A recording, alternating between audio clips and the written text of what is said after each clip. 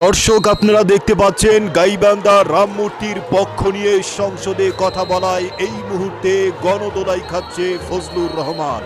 ফজলুর রহমানকে গণদোলাই দিচ্ছে জনগণ মিলে। বিএনপির সংসদ সদস্য বীর মুক্তিযোদ্ধা মোহাম্মদ ফজলুর রহমানের বক্তব্যে কিছুক্ষণের জন্য উত্তাপ ছড়িয়েছে জাতীয় সংসদে। তার বক্তব্যকে ব্যক্তিগত আক্রমণ অভিযোগ করে এক্সপাঞ্জের দাবি জানান বিরোধী দলীয় নেতা ডক্টর শফিকুর রহমান। এ সময় চেয়ার ছেড়ে উঠে দাঁড়িয়ে সংসদীয় শৃঙ্খলা বজায় রাখার কড়া নির্দেশনা দেন স্পিকার হাফিজউদ্দিন আহমদ। মালাউন্ডা দেশ ছেড়ে চলে যাও, হিন্দুরা চলে যাও, মিছিল করতেছে 300 ফুট মূর্তি বানাক, আমি তো ওটার দিকে তাকাই না। আপনি যদি মাজারে ইচ্ছা হয় যাবেন না, তারা তো মাজার ভাঙ্গে ফেলতে চায়। তাদের পোশাকটা দেখলেই বুঝি আমি তারা কারা। তারা হলো ধর্ম ব্যবসায়ী। আমি এক সেকেন্ড মাননীয় সদস্য ফজলুর রহমান বসেন। আমি আপনাদেরকে প্রোটেকশন আশা করতেছি। মায়ের গর্ভ থেকে জন্ম নিয়েছিল 2 হাত 2 পা নিয়ে, এখন 2টা পা থাকবে, কিন্তু সেটা তার বোঝা হয়ে থাকবে। বাংলাদেশের রাজনীতিতে একের পর এক নাটকীয় মোড়, আর তারই মাঝে হঠাৎ আলোচনার কেন্দ্রবিন্দুতে উঠে এসেছে ফজলুর রহমান। ঐতিহাসিক গণ অভ্যুত্থানের পর থেকে যিনি ছিলেন আলোচনার শীর্ষে, তিনি এখন সবচেয়ে বেশি বিতর্কিত এবং সমালোচিত নেতা হিসেবে পরিচিতি পাচ্ছে। এক সময়ে আওয়ামী লীগের কেন্দ্রীয় এই নেতা তার কিছু বক্তব্যের কারণে শুধু নিজে নয়, পুরো বিএনপি দলকেও সমালোচনার মুখে ফেলেছে। দর্শক, ফজলুর রহমানের মতো নেতাদের কারণেই বিএনপির পতন অনিবার্য। কারণ এর আগে বাংলাদেশের মহান সংসদে এই ফজলুর রহমান বিরোধী দলকে কেন্দ্র করে তাদেরকে রাজাকার, তাদেরকে আল বদর বলে গালি দিয়েছিল। তার এই বক্তব্য সামাজিক যোগাযোগের মাধ্যমে তুমুল আলোচনা এবং সমালোচনার জন্ম দিয়েছিল। তারই ধারাবাহিকতায় এবার পবিত্র সংসদে গাইবান্ধার রাম মূর্তির পক্ষ নিয়ে কথা বলায় গোটা সংসদ উত্তপ্ত হয়ে উঠেছে। অথচ আমাদের পাশের দেশে ভারতে মুসলমানদের নামাজ নিয়ে, তাদের ধর্ম নিয়ে, তাদের ইবাদত নিয়ে, তাদের মসজিদ নিয়ে একের পর এক বিতর্কিত মন্তব্য এবং সিদ্ধান্ত দিয়েই আসছেন হিন্দুত্ববাদী বিজেপি নেতারা। এ বিষয়ে ফজলুর রহমানের কোনো মন্তব্য নেই, কোনো বক্তব্য নেই। তার বক্তব্য হচ্ছে যে এই গাইবান্ধায় রাম মূর্তি নিয়ে কেন এত আলোচনা এবং কেন এত সমালোচনা, যে কারণেই বাংলাদেশের তাওহীদি জনতা ইতিমধ্যে বুঝে গেছেন যে এই ফজলুর রহমান বাংলাদেশের নয়, বাংলাদেশের মানুষের নয়, বরং তিনি ভারতের পক্ষ হয়ে, ভারতের দালালি হয়ে তিনি বাংলাদেশে কাজ করেছেন। যে কারণেই ইতিমধ্যে বাংলাদেশের তাওহীদি জনতার হাতে নাতে রসানলে এবং তোপের মুখে পড়েছেন এই বিএনপি নেতা ফজলুর রহমান। দর্শকের বিষয়ের কিছু অংশ ভিডিওর শুরুতে শিরোনামে আপনারা দেখেছেন, বিস্তারিত পুরো ভিডিও জুড়ে। তার আগে আমার একটা অনুরোধ, যারা আমাদের চ্যানেলে নতুন আসছেন চ্যানেলটি সাবস্ক্রাইব করে ওয়াল ক্লিক করে বেল আইকনটি বাজিয়ে দিন। দর্শক, চলুন দেখে আসি কি মন্তব্য করেছে ফজলুর রহমান। তার সেই মন্তব্যকে কেন্দ্র করে গোটা সংসদ কেন উত্তপ্ত হয়ে উঠেছে সেটা আপনারা পুরো ভিডিওটা দেখলেই বুঝতে পারবেন। ভিডিওটা অত্যন্ত গুরুত্বপূর্ণ, তাই ধৈর্য ধরে একটি লাইক এবং পুরো ভিডিওটা শেষ পর্যন্ত দেখতে থাকুন। শাহজালালের মাজার ভাঙার জন্য আমার এক ভাই 4 কোটি টাকা ঘোষণা করে কেন? ধর্মকে নিয়ে শুধু ব্যবসা করতে চায়, তারা হলো ধর্ম ব্যবসায়ী। ওর মন্দিরে নামাজ করবে, পূজা করবে, আমি আমার মসজিদে নামাজ পড়বো, অসুবিধা কি? সবার উপরে মানুষ সত্য, তার উপরে নাই, তার নাম হইল সুফিবাদ। সেই সুফিবাদকে তো তারা মানে না, তারা তো মাজার ভাঙ্গে ফেলতে চায়। সেই পলাশবাড়িতে দেখা যাচ্ছে 81 ফুট রাম মন্দির হচ্ছে, আর প্রত্যেক দিন মিছিল হচ্ছে। তাদের পোশাকটা দেখলেই বুঝি আমি তারা কারা। সুন্দরী মম জননী বঙ্গভূমি, গঙ্গার তীর, স্নিগ্ধ সমীর, জীবন জুড়ালে তুমি, অবারিত মাঠ, গগন ললাট, চুমিতব পদধূলি, ছায়া শুনি বীর, শান্তির নীর, ছোট ছোট গ্রামগুলি। আমি আসবো, সেখানে আসবো। সেটা হলো আমার জন্মভূমি, জন্মস্থান হাওর এলাকা। সেই হাওর এলাকায় আপনার বাড়ি। সেই হাওর এলাকা শুরু হয়েছে চাঁদপুর থেকে ধরে গারু পাহাড়, খাসিয়া পাহাড় পর্যন্ত, জৈন্তিয়া পাহাড় পর্যন্ত। এক সময় চাঁদ সৌদাগরের রূপার নৌকা ছিল, সপ্ত ডিঙ্গা ছিল, বেহুলা লক্ষিন্দর ছিল। চাঁদপুর থেকে, আজকের চাঁদপুর থেকে ওইটা ছিল কালিদর সাগর, ব্রাহ্মণবাড়িয়া হয়ে, অষ্টগ্রাম, ইটনা, মিঠামন হয়ে, ওই ধরমপাশা হয়ে, বানিয়াচুং হয়ে, সমস্ত এটা ছিল কালিদর সাগর। সেই কালিদর সাগরকে এখন বলা হয় হাওর এলাকা। জায়গা আছে অফুরন্ত, আর আছে মাছ, আছে খনিজ দ্রব্য, আরো অনেক কিছু আছে।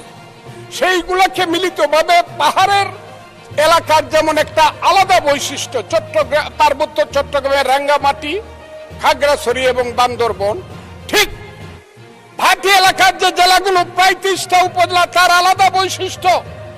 ওই দুয়ারা বাজার থেকে শুরু করে তাহিরপুর, বিশম্বরপুর হয়ে দিরা, ইনশাল্লাহ, ইটনা, মিঠামুই, অষ্টগ্রাম, খালিয়াজুরি, মদন, নিকলি থেকে ধরে নাসিরনগর থেকে আশুগঞ্জ, আজমিরিগঞ্জ, বানিয়াচং, লাখাই, এই এলাকাটা হইল সম্পূর্ণভাবে পানির এলাকা, হাওর এলাকা। এই এলাকাটা একটা ভিন্ন ধর্মী এলাকা। ওই এলাকার মানুষকে বাঁচাতে হলে একটা মন্ত্রণালয় আলাদা করতে হবে। এই কথাটা বলার জন্য আমি এতগুলো কথা বললাম। এখন আসি বাংলাদেশের কথায়, বর্তমান কথায়। প্রত্যেকদিন স্লোগান হচ্ছে এইটা চাই না, ওইটা চাই না, মারামারি, শাহবাগ, পলাশবাড়ি। সেই পলাশবাড়িতে দেখা যাচ্ছে 81 ফুট রাম মন্দির হচ্ছে, আর প্রত্যেক দিন মিছিল হচ্ছে। রাম মন্দির চাই না, মালাউন্ডা দেশ ছেড়ে চলে যাও, হিন্দুরা চলে যাও, মিছিল করতেছে। তাদের পোশাকটা দেখলেই বুঝি আমি তারা কারা। সেই পোশাকি লোকজনের সংখ্যা এখন বেড়ে গেছে, এমন বাড়ছে যে তারা পৃথিবীর কোন সভ্যতা, সংস্কৃতি, কোনো কিছু শুনতে চায় না, কোনো কথা শুনতে চায় না। ধর্মকে নিয়ে শুধু ব্যবসা করতে চায়, তারা হলো ধর্ম ব্যবসায়ী। সেই সব লোকজন আজকে ওখানে যাচ্ছে, মারামারি করছে। আমি সরকারকে বলবো, স্বরাষ্ট্রমন্ত্রী আছেন, যদি মনে করেন মন্দির ওখানে করা ঠিক না বা রাম মূর্তি করা ঠিক না, বন্ধ করে দেন একদম কঠিন ভাবে, যে না, এই দেশে কোনো মন্দির টন্দির বা মূর্তি করা যাবে না। কিন্তু আমি মনে করি ওই 100 না 300 ফুট মূর্তি বানাক, আমি মুসলমান, আমার কি আইলে গেল, আমি তো ওটার দিকে তাকাই না। আমি প্রয়োজনে 25 তলা মসজিদ করব, অসুবিধা কি? ওর মন্দিরে নামাজ করবে, পূজা করবে, আমি আমার মসজিদে নামাজ পড়বো, অসুবিধা কি? একসাথে কি আমরা থাকবো না? ওরা কি 9% মানুষ, 1.5 কোটি মানুষ, ওরা কি থাকবে না? এই দেশের এদের দেশ। 14 পুরুষ আগে তো এদেরই দেশ ছিল। এটা 1204 খ্রিস্টাব্দের আগে এইখানে হিন্দু এবং বৌদ্ধদের দেশ ছিল। আমরা তো এইখানে কিভাবে আসছি? আমরা আসছি হযরত খাজা মাইনুদ্দিন চিশতি রহমাতুল্লাহ আলাইহি, খাজা নিজামুদ্দিন বখতিয়ার খাকি, হযরত শাহজালাল, শাহপরান, গেসুদারাজ, ওই চট্টগ্রামের বাইজিদ বুস্তামি, ওই বাগেরহাটের খান জাহান আলী থেকে ধরে ওলিয়া উলিয়া, গাউস কুতুব, দরবেশেরাই তো এই দেশে বলছে আইছে, শোনো হে মানুষ ভাই, সবার উপরে মানুষত্ব, তার উপরে নাই, তার নাম হইল সুফিবাদ। সেই সুফিবাদকে তো তারা মানে না, তারা তো মাজার ভাঙ্গা ফেলতে চায়, তারা তো আগুন দিয়া পুড়ে দিতে চায়। মৌলানা মৌলভী সাহেবদেরকে আমি শ্রদ্ধা করি, কিন্তু পীর সাহেবদের দোষটা কি? যে কুষ্টিয়াতে কুপায় মারলেন কেন? ফরিদপুরে আগুন জ্বালায় মারলেন কেন? শাহজালালের মাজার ভাঙ্গার জন্য আমার এক ভাই 4 কোটি টাকা ঘোষণা করে কেন? এখানে মাজার থাকবে, আপনি যদি মাজারে ইচ্ছা হয় যাবেন না, আপনি আহলে হাদিস করবেন, করে। দর্শক, ফজলুর রহমান একজন প্রকাশ্যে ইসলাম বিদ্বেষী, ধর্ম বিদ্বেষী। তিনি যে ধরনের মন্তব্য এবং যে ধরনের বক্তব্য দেন, তাতে করে তার ঈমান আছে কি নাই এই নিয়ে এদেশের অনেক আলেমরাই সন্দেহ আছে। ইতিমধ্যে দেশবরণ্য ওলামায়ে কেরাম তারা তার জানাজা পড়া হারাম বলে ঘোষণা দিয়েছেন।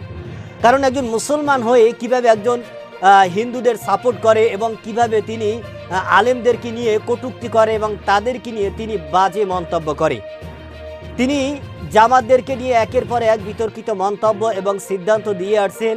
তারই ধারাবাহিকতায় তিনি জামাতদেরকে আল বদর এবং রাজাকার বলে আখ্যায়িত করেছেন।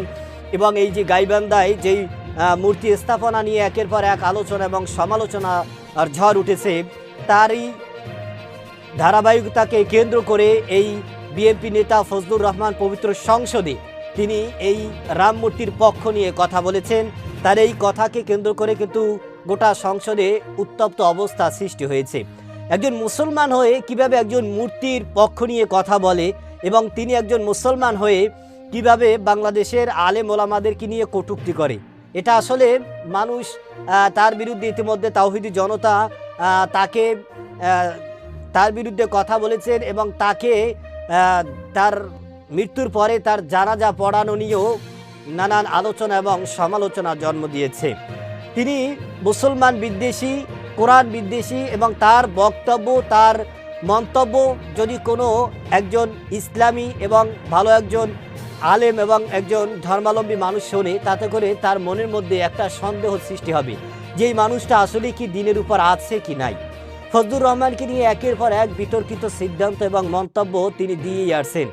তারই ধারাবাহিকতায় এবার তিনি সংসদে এই হিন্দুদের পক্ষ নিয়েছেন, মূর্তির পক্ষ নিয়েছেন এবং তিনি লালন, যত ধরনের অশ্লীলতা গান বাজনা আছে তার পক্ষে তিনি সবসময় ছাপাই গিয়ে থাকেন।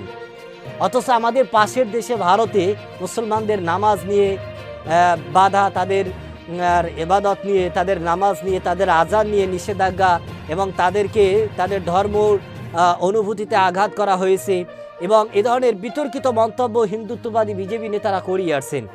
সেই বিষয় নিয়ে এই ফজলুর রহমানের বিন্দু মাত্র কোনো মাথা ব্যথা নাই, বিন্দু মাত্র কোনো মন্তব্য নেই, বিন্দু মাত্র তার কোনো বক্তব্য নেই। তার বক্তব্য হচ্ছে বাংলাদেশের জামাত ইসলামীদেরকে নিয়ে, বাংলাদেশের আলেম ওলামাদেরকে নিয়ে, বাংলাদেশের হুজুরদেরকে নিয়ে এবং তার বক্তব্য হচ্ছে বাংলাদেশের যারা হিন্দুরা রয়েছে, বাংলাদেশে যারা আল কালচার রয়েছে, যারা বাংলাদেশে ধর্মবিরোধী রয়েছে তাদের পক্ষে তিনি কথা বলেন, যারা গান বাজনার পক্ষে রয়েছে তাদের পক্ষে তিনি কথা বলেন, যারা নর্তকী, যারা বাংলাদেশকে একটা অশান্তকর পরিবেশ সৃষ্টি করে সেখানে বিভিন্ন ধরনের অশ্লীলতার দিকে নিয়ে যায় তাদের পক্ষে সর্বদা সাফাই গান এবং তাদের পক্ষে কথা বলেন এই বিএনপি নেতা ফজলুর রহমান। তার বিতর্কিত মন্তব্যের কারণেই এক পর্যায়ে বিএনপি দলও কিন্তু বড় বড় বিপদের সম্মুখীন হয়ে থাকেন। দর্শক, এই ফজলুর রহমানের বক্তব্যকে কেন্দ্র করে আপনার কি মতামত সেটা আমাদের কমেন্ট সেকশন অবশ্যই জানাবেন। আজ এ পর্যন্তই। সুস্থ থাকবেন, ভালো থাকবেন। দেখা হবে আগামী কোনো ভিডিওতে, কথা হবে নতুন কোনো বিষয় নিয়ে। সে পর্যন্ত ভালো থাকবেন। খোদা হাফেজ।